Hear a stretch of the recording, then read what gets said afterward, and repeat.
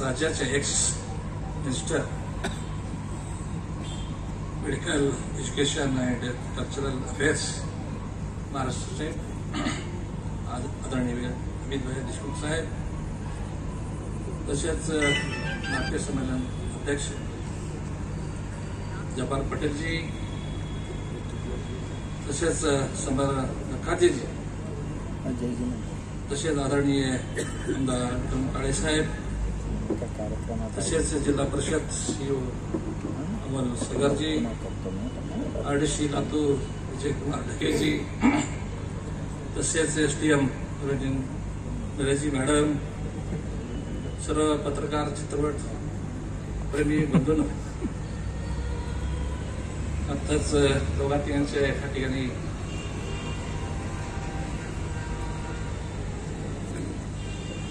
Latur international film festival 2024 या माध्यमातून दोघांची भाषणं झाली या ठिकाणी.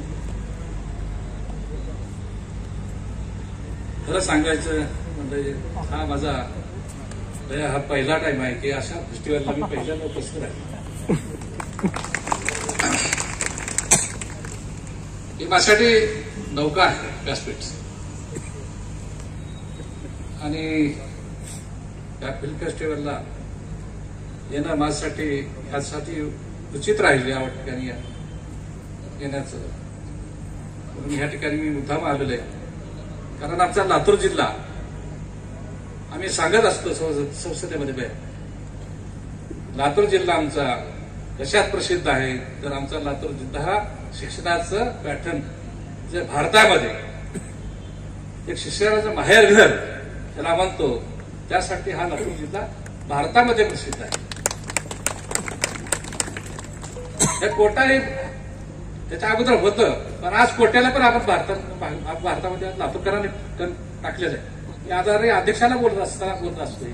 अध्यक्षाचं गाव कोटा आहे, आपल्या ओमदुर्लाचं गाव कोटा आहे. त्यानंतर जर कुठला असेल तर लातूर सिटी, आणि सगळ्यात मोठा आखात जर त्या ठिकाणी आखाड पडत असेल त्या लातूर सिटीमध्ये, तर तेव्हा आणि दुसऱ्या गोष्टी जर ह्या ठिकाणी पाहिल्या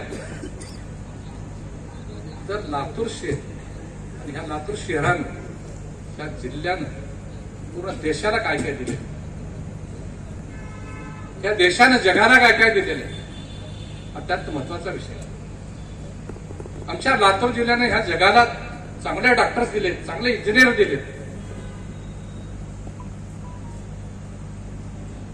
तसंच ह्या लातूर जिल्ह्यानं या ठिकाणी आदरणीय आपल्या माध्यमातून आपले बंधू एक चांगलं एक सिने अभिनेते म्हणून आज पूर्ण भारतामध्ये आपले बंधू देशमुख साहेब त्या ठिकाणी चित्रपट सृष्टीमध्ये तेच देशमुख साहेब काम करतात. आम्हाला गर्व आहे त्यांचा, ते आमच्या लातूरचे.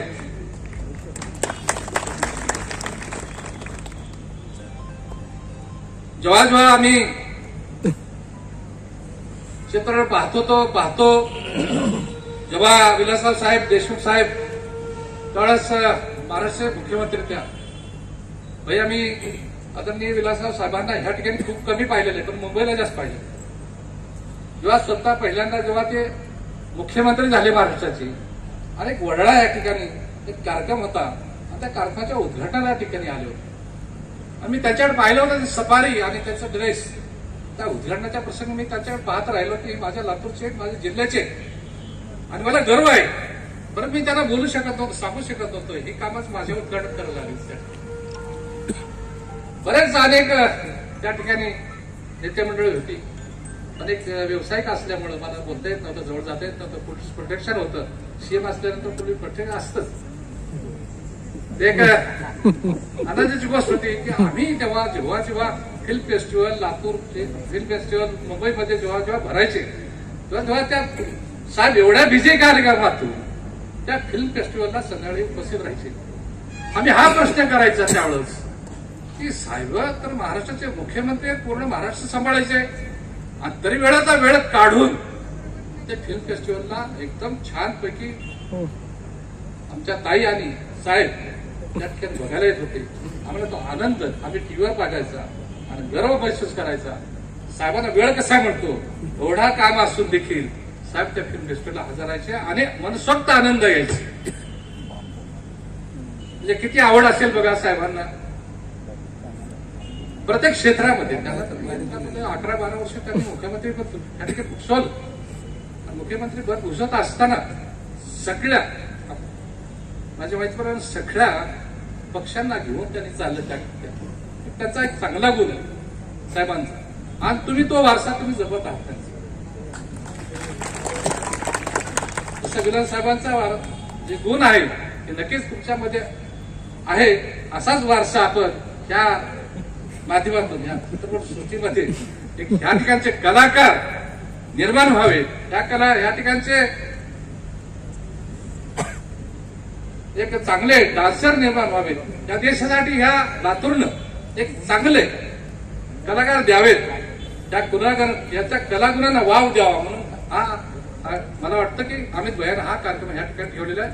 जवळजवळ 25 चित्रपट ह्या ठिकाणी दाखवले जाणार आहेत आणि त्या माध्यमातून आपल्याला काय घ्यायचे आणि काय नाही घ्यायचे. चित्रपट पाहत असताना बरेच भैया आम्ही अनेक चित्रपट पाहिले त्या काळामध्ये. अमिताभ बच्चनचे असतील, राजकारणाचे असतील, अनेक कोणाचे पिक्चर पाहिले त्या पिक्चरच्या माध्यमातून. तर म्हणजे आम्ही खूप चांगला बोध घेतला.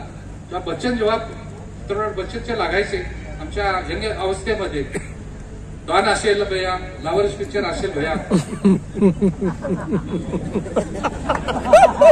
शोले पिक्चर असेल, शोले तर आमच्या चाला होतं. डॉन, शोले, मुकद्दर का सिकंदर, क्या शिवसीला पिक्चर, ये पिक्चर आम्ही म्हणजे हे पिक्चर देखकर हम आम्ही क्या बोले आपको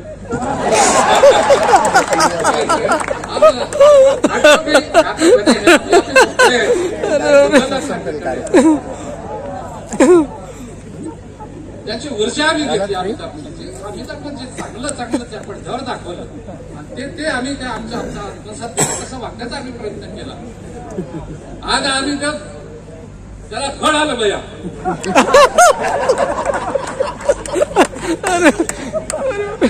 फळ म्हणजे तुमच्यामध्ये तुमचा हात असेलच नक्की.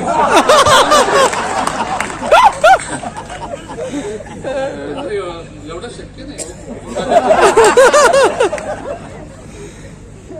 आणि आताच साहेबांनी ओढले या ठिकाणी की अमित भैया टीव्हीवर पाहत होतो काय भैयाचं नाव येत होतं. दोन्ही भैया वाचत होतं आणि भैया आमच्या दिसला होतं, आमच्या भाजपच्या दिसला होतं. आणि तिथे आपले साहेब आले त्या ठिकाणी, चव्हाण साहेब. त्याचा मी तेव्हा सत्कार केला. आल्याबद्दल पुष्पगुच्छ दिला, त्याचा सत्कार केला. मी पाहत होतो कोण कोण आले त्याच्या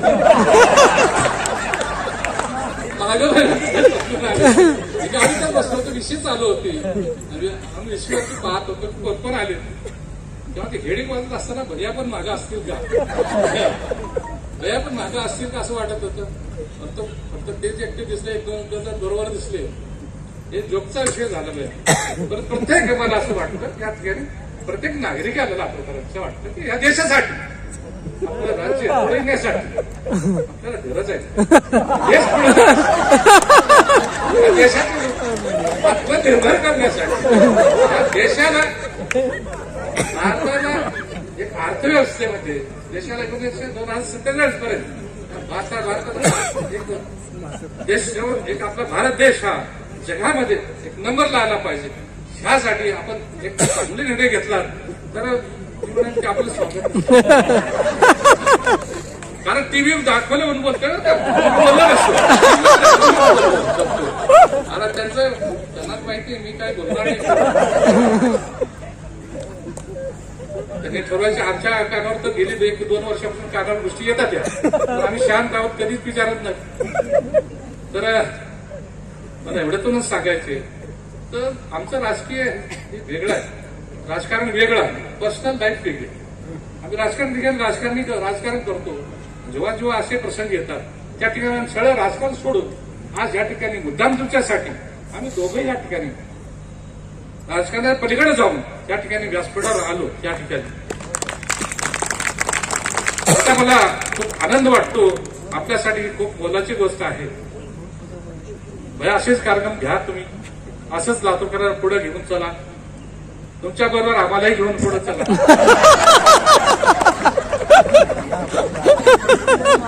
रायसन हातात म्हणाले काहीतरी साहेबांचं चाललं होतं दोघांचं चष्टा मस्करी. म्हटलं मला काय होतंय माहिती नाही. थोडासा पॉझिटिव्ह विचार केला तर आजचं काय तर होऊ शकतं. आणि भैया ठीक आहे, आमची तर लोक आहेतच आहेत, पण आणि थोडीफार भर पडेल, देश मोठा होईल आमची अपेक्षा आहे. आणि नक्कीच विलासराव साहेबांनाही एक चांगलं वाटेल, चांगल्या कामासाठी निर्णय झाला असं मी म्हणेन. आणि आपल्याला या माध्यमातून ह्या ठिकाणी जर आपण कार्यक्रम घेतला आहात त्याबद्दल आपल्या खूप खूप आपल्याला शुभेच्छा देतो. जब्बार पटेल साहेबांचंही गाव आमच्या लातूर जिल्ह्यात आपल्या उस्मानाबादमध्ये आहे, त्यांचं गाव. त्याबद्दल आपल्यालाही खूप शुभेच्छा देतो. या ठिकाणी आपलं नाव फक्त ऐकून होतं, या ठिकाणी आपलं नाव ऐकून होतं जब्बार पटेल ये नाम सुन रहा था, हम सुनते थे. जब्बार पटेल साहब बहुत अच्छे पिक्चर निकालते, बहुत अच्छे काम करते. मैं मेरे संसद के अंदर मैं सनी देओल को देखता था, बात करता था, भाई सनी देओल आपको कैसा टाइम मिलता है, आपने दामिनी पिक्चर निकाला, मुझे आपको कैसा उतना किरदार अच्छा निभाया आपने. आमचे संसद आहेत ते, स्वतः आमचे खासदार आहेत आमच्या प्रजामधून. पण इन टायमिंग वेळ कमी असतो. हेमा मालिनी आमच्या बरोबर आहे, सनी देओल होते, जया बच्चन होती, सुमलता होती आपली कर्नाटकाची, सुमलता माहित असते. अनेक लॉकेट चित्रांची अनेक पिक्चरचे आलेले आहेत आणि काही हिरो आहेत. एक ही माध्यम एंडिंगला काय असतं, रिटायरमेंट असते, त्यावेळेस तो शेवटी संसद आहे. आणि तर मला याबद्दल एवढंच सांगायचे भैया, आपण हा चांगला कार्यक्रम घेतला. लातूर या ठिकाणी नक्कीच चांगला प्रतिसाद देतील. त्या ठिकाणी आपल्या पीव्हीआरला बाकीला बघायला पिक्चर येतील. एवढंच मी आपलं त्या ठिकाणी अभिनंदन करतो. आणि विलासराव साहेबांची ही परंपरा आपण कायम पुढे घेऊन जाल अशी शुभकामना करतो. आणि येथेच थांबतो. मला दिल्लीला उद्या जायचे भैया, आणि त्या दिल्लीला जाऊन त्या ठिकाणी बरेचसे आणि परवा दिवशी कार्यक्रम आहेत. 2 दिवस आमचं अधिवेशन आहे, त्यामुळं वेळातला वेळ काढून मला ह्या ठिकाणी येण्याचा योग आला आपल्या माध्यमातून. आणि त्याबद्दल आपले आभार मानतो, जनतेचे आभार मानतो, लातूरकरांचे आभार मानतो. आणि माझे दोन शब्द जय हिंद, जय भारत, जय भारत.